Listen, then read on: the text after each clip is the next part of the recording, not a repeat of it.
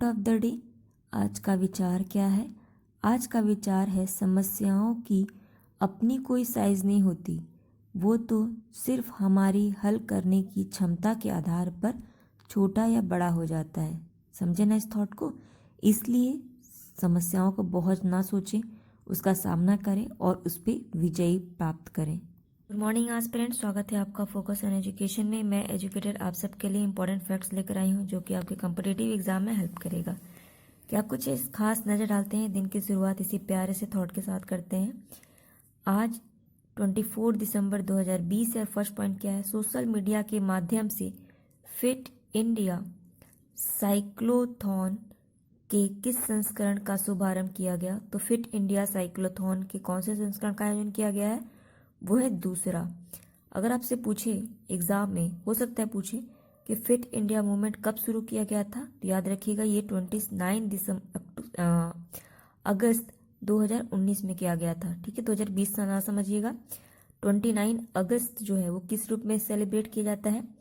तो हम जानते हैं इसे नेशनल स्पोर्ट्स डे के रूप में सेलिब्रेट किया जाता है। इस समय ध्यानचंद जो है, हॉकी है ना, हॉकी के प्लेयर, तो उन्हीं के डेट ऑफ बर्थ के रूप में हम स्पोर्ट्स डे के रूप में मनाते हैं। चलिए नेक्स्ट पॉइंट पर नजर डालें। वो क्या है? भारत सरकार ने किससे स्वतंत्रता सेनानी की 125वीं वर्षगांठ मनाने के लिए एक उच्च स्तरीय समिति का गठन करने का निर्णय लिया है? तो किसका बर्थडे हम सेलिब्रेट करने के उपलक्ष्य में हम सरकार ने एक उच्च स्तरीय समिति बैठाई है, वो है नेताजी सुभाष चंद्र बोस।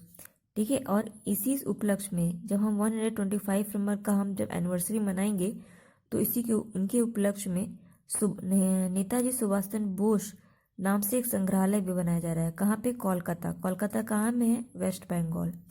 ठीक है, अगर वेस्ट बंगाल से अगर आपसे क्वेश्चन पूछे तो हुगली नदी भी यहीं पर है। हाँ, और यहीं पे आपका जो सोलर ट्री था वहीं पाया गया, दुर्गापुर में लगाया गया। ये पॉइंट याद रखिएगा, इससे इम्पोर्टेंट है। चलिए नेक्स्ट पॉइंट में नजर डालें। वो क्या है?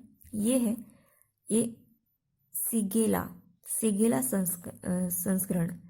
क्या है? सिगेला संक्रमण।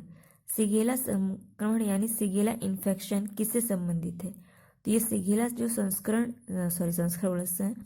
बोल रहे हैं, संक्रमण जो है वो किससे फैलता है? तो ये बैक्टीरिया से फैलता है और पर्सन टू पर्सन फैलता है, मतलब एक व्यक्ति से दूसरे व्यक्ति में फैला जा सकता है। ये भी कहाँ पाया गया? ये पहली बार भारत के केरल के कोझिकोड जिले में पाया गया। कहाँ पे? भारत के केरल के कोझिकोड जिले में हमें सिलेगा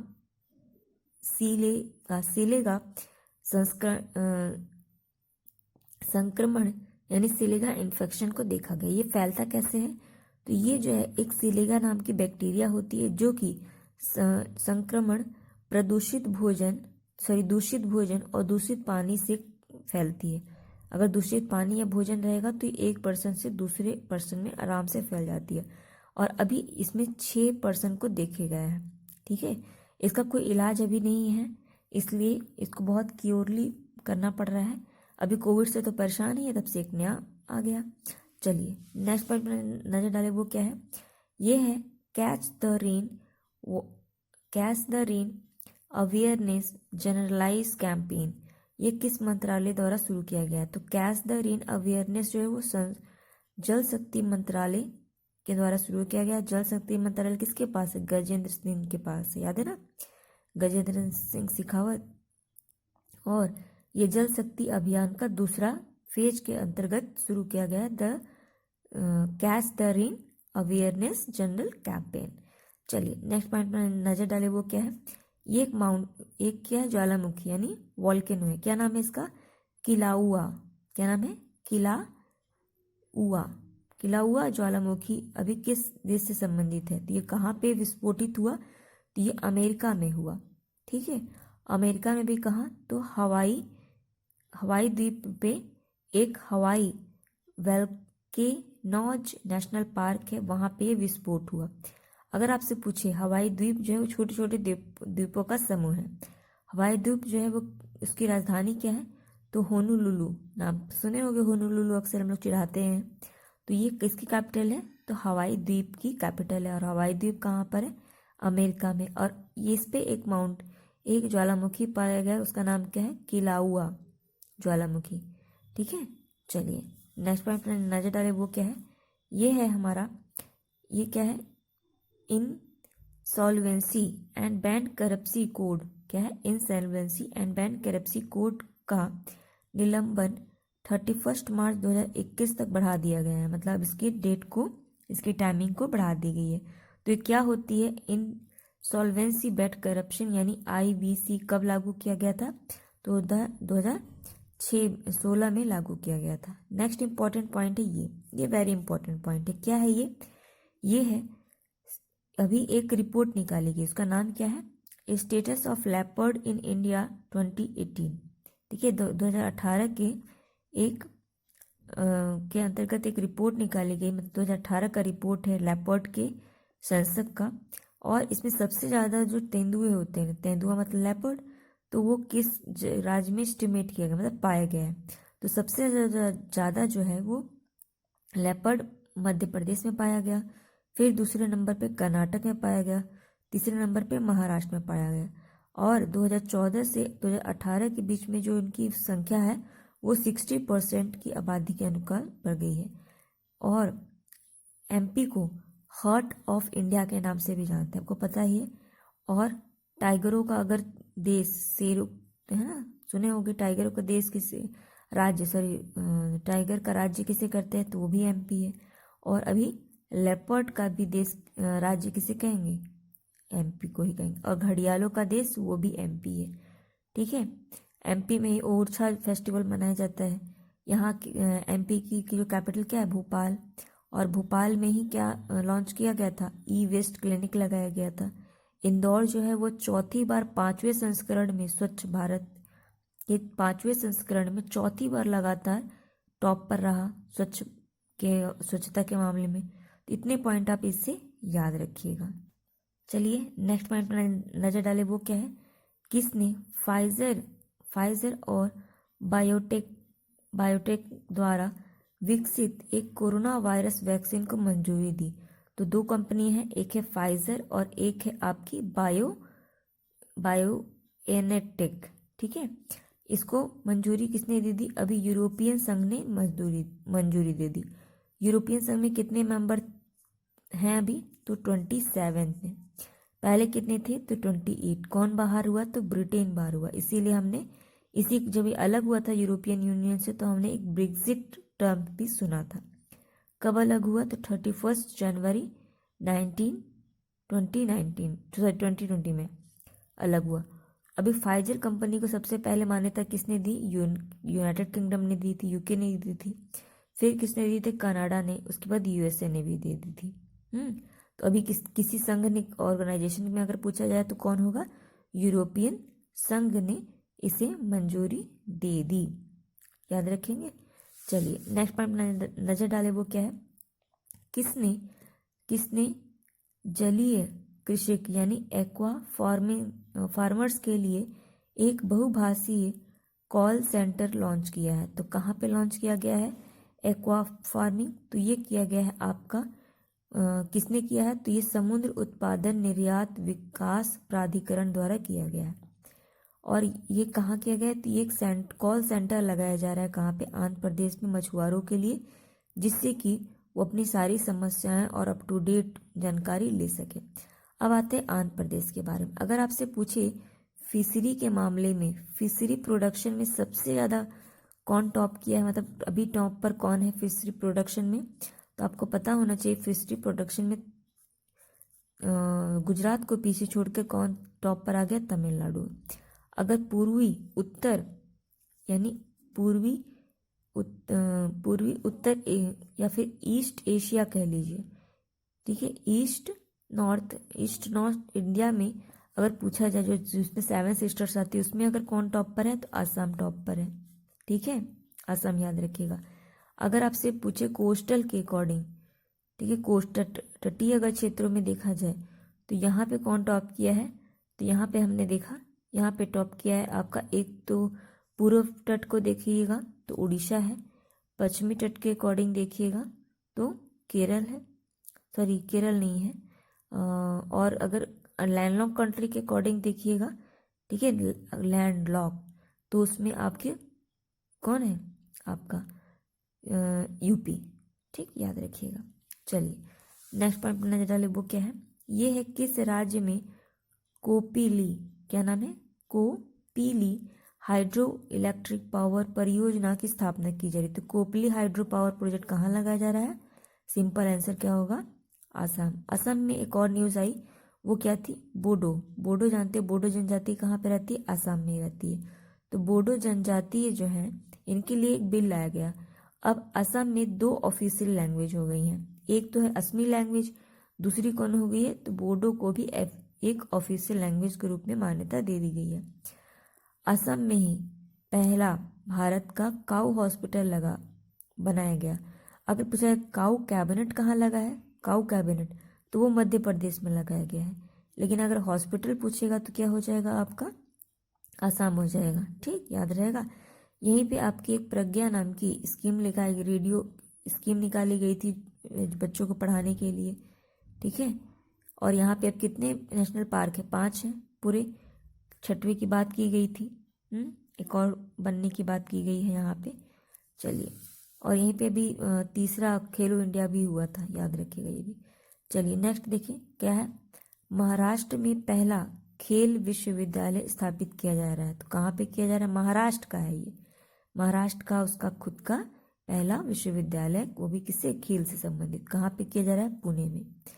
अगर अब आते हैं जरा खेल से संबंधित देख ले, तो खेल को या स्पोर्ट्स को इंडस्ट्री के रूप में किसने मान्यता दे दी, तो मिजोरम ने। नेशनल स्पोर्ट यूनिवर्सिटी या गेम कहाँ पे बनाया गया, मणिपुर में, ठीक है। और क्या पहला महाराष्ट्र ही जो है जिसने अपने राज्य के अंदर एक खेल विश्वविद्यालय लगाया, नहीं, इससे ये 4था नंबर का बन गया है, ये ऐसा करने वाला 4था। तो पहला कौन है भाई, पहला तमिलनाडु है, फिर गुजरात का भी उसका एक अपना विश्वविद्यालय है, इस तरह राजस्थान का भी अपना विश्वविद्यालय है, और अभी महाराष्ट्र का हो गया। तो महाराष्ट्र ऐसा करने वाला 4था राज्य बन गया। कहाँ पे करेगा, वो पुणे में करेगा। अगर आपसे पुणे जब आपके को दिमाग में आए तो पुणे से 2 बात याद है, एक तो ये हो गया कि यहाँ पे महाराष्ट्र का विश्वविद्यालय खोला जा रहा है, दूसरा क्या हो जाएगा कि यहीं पे इंटरनेशनल आउल फेस्टिवल भी मनाया जाता है। अंतर्राष्ट्रीय रूप से जो आउल का फेस्टिवल मनाया जाता है वो भी कहाँ मनाया जाता है, पुणे में मनाया जाता है। यहीं पे नेशनल वेरोलॉजिकल सेंटर भी है, ठीक है। और अगर आपको पुणे से और याद क्या रखना है, तो सुरक्षा कवच नाम का एक युद्ध अभ्यास किया गया था पुणे की पुलिस और इंडियन नेवी आर्मी के द्वारा, याद रखिएगा ये पॉइंट भी। चलिए नेक्स्ट पॉइंट पर नजर डालें, वो क्या है, यह किस राज्य केंद्र शासित प्रदेश ने सेहत यानी स्वास्थ्य बीमा योजना की शुरुआत की थी, किसमें किया है, जम्मू कश्मीर में। जम्मू कश्मीर में अभी उन्होंने बहुत सारी स्कीम, मतलब कुछ स्कीम्स को देखे, जैसे अभी यहीं पे एक इंडिया का पहला cable stay bridge, railway bridge बनाया जाएगा, ठीक। अभी हमने कल ही के परसों के न्यूज में एक देखा था, सिकारा हॉस्पिटल कहाँ पे है, तो डल जो झील है वहाँ पे सिकारा हॉस्पिटल, मिनी हॉस्पिटल के नाम से जिसे जानते हैं, वो उसको खोला गया। यहीं पे जम्मू कश्मीर में ही लोनार झील है, सॉरी वुलर झील है, वुलर झील कहाँ पे है, जम्मू कश्मीर में। और ये भारत की सबसे बड़ी और लार्जेस्ट फ्रेश वाटर लेक भी है, कौन, वुलर लेक। और यहीं पे जम्मू कश्मीर में ही रोशनी एक्ट लाया गया था। और अभी रिसेंटली हमने देखा था कि अमन सिंह जो इंस्टीट्यूट है उसको यूनेस्को के द्वारा प्राइज दिया गया उनके अच्छे रख रखाव के कारण। और जम्मू कश्मीर की 2 राजधानी, एक क्या है, श्रीनगर, और एक है आपकी क्या, जम्मू और कश्मीर। जो जम्मू है वो कौन सी नदी के किनारे है, वो झेलम नदी के किनारे है। सॉरी, जो कश्मीर है ना, कश्मीर के पास में एक झेलम नदी बहती है, ठीक है। तो कश्मीर जो है झेलम नदी के किनारे है, याद रहेगा ये। और जो कश्मीर है वो यहाँ की कौन सी कैपिटल है, विंटर कैपिटल है, और समर कैपिटल कौन है, तो जम्मू है, याद रहेगा। चलिए नेक्स्ट पॉइंट को नजर डालें, प्रधानमंत्री नरेंद्र मोदी जी ने किस राज्य में एक किस राज्य के साथ आभासीय शिखर सम्मेलन आयोजित किया? तो अभी किसके साथ किया है? तो वियतनाम के साथ किया है।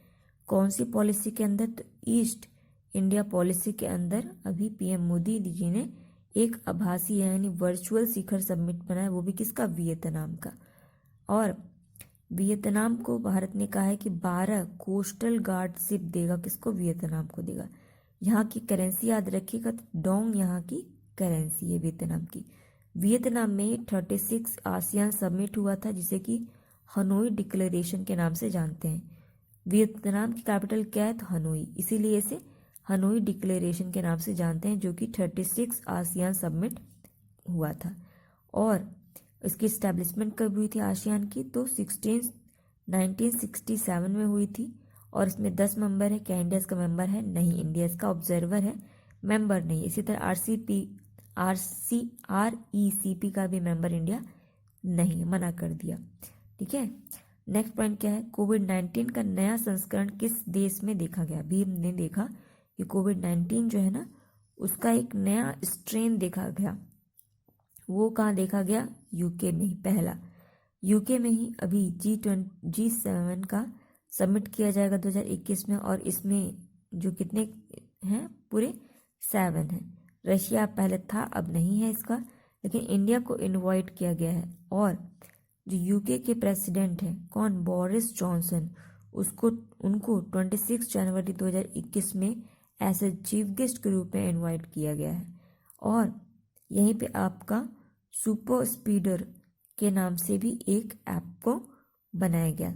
और ये नहीं, मतलब ये टर्म दिया गया, ये जो कोविड-19 है ना, उसको ये टर्म दिया गया, क्या? कोविड-19 को ही, जब ये भाई बहुत तेजी से फैल रहा है लोगों के बीच में, इसलिए इसका नाम दे दिया। उसका नाम क्या है? सुपर स्पीडो। ठीक है, ये पॉइंट याद रखिएगा इससे। नेक्स्ट पॉइंट क्या है उसको देख लें। ये है बंदरों के लिए पहला बचाव और पुनर्वास केंद्र किस राज्य में स्थापित किया जाएगा? तो पहला बचाव किया जा रहा है वो है तेलंगाना में।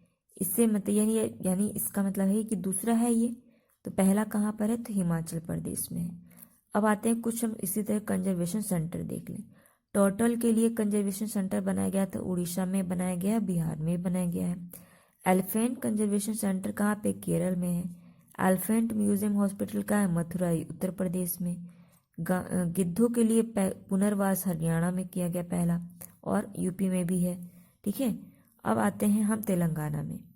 तेलंगाना में एक हुसैन सागर है, ओमन सागर है, और आपका निजाम सागर है। तो ये तीनों सागर याद रखिएगा, निजाम सागर, ओमान सागर और आपका हुसैन सागर। यहाँ पे अपने अपने डैम बनाए गए हैं। इसकी कैपिटल क्या है? हैदराबाद। हैदराबाद कौन सी नदी के किनारे है? तो मूसी नदी के किनारे है। इतना पॉइंट इससे याद रखिएगा। चलिए नेक्स्ट पॉइंट को नजर डालिए, वो क्या है? International union of conservation of nature, जिसे IUNC के नाम से जानते हैं, कहाँ पर स्थित है? तो ये कहाँ पर है? ग्लैंड। ग्लैंड कहाँ पे है? स्विट्जरलैंड में। नेक्स्ट पॉइंट क्या है? किस झील को मिलेगा अपना वाटर एम्बुलेंस? तो ये मिलेगा डल झील को। डल झील कहाँ पे है भाई? जम्मू कश्मीर में। इसी को हम शिकारा एम्बुलेंस के नाम से जानते हैं। अभी हमने देखा मीठे पानी का सबसे बड़ा झील क्या है? वुलर झील, जो कहाँ पे है? जम्मू कश्मीर में। अगर सबसे लॉन्गेस्ट पूछे लंबाई के में, तो केरल की है क्या? वेम्बाडन झील। और ये आपने जो वेम्बाडन जो है लेक, वो आपने एक मूवी में भी देखी होगी, बागी, अगर आप देखे होगे ना, शायद बागी ही है, उसमें भी इस झील को दिखाया गया है, सबसे लंबी है। और आपका जम्मू कश्मीर में ही मिनी हॉस्पिटल लगाया गया है। ठीक है, और यहीं पे आपका एक चिलाई खान फेस्टिवल भी मनाया जाता है। ठीक है, ये 31 दिसंबर को मनाया जाए, एक हार्वेस्टिंग तरह का फेस्टिवल है। यहीं पे अमर सिंह इंस्टीट्यूट को ही क्या, जम्मू कश्मीर को एक UNESCO द्वारा अवार्ड दिया गया। यहीं पे रोशनी एक्ट है, और यहाँ की अभी रिसेंटली लेफ्टिनेंट कौन है? मनोज सिन्हा। इससे पहले तो मुर्मू जी थे, वो अलग हो गए, हट गए ना। सॉरी, मुर्मू जी नहीं थे, कोई और था शायद। अभी फिलहाल कौन है? मनोज साहनी। तो ये कुछ इंपॉर्टेंट पॉइंट थे। आई होप ये स्टूडेंट आपको पसंद आया होगा। इसे लाइक कीजिए, कमेंट कीजिए, शेयर कीजिए, और इस वीडियो को बढ़ाइए। Thank you aspirant.